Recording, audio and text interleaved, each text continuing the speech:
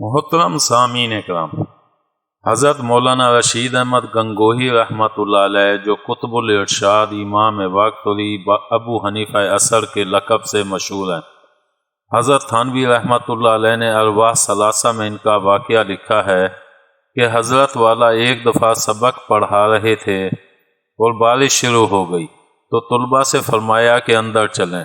طلباء اپنی اپنی کتابیں لے کر اندر جانے لگے اور حضرت والا طلباء کے جوتے سمیٹ کر اندر لے جانے لگے تاکہ وہ بارش میں بھیگ کر خراب نہ ہو جائیں۔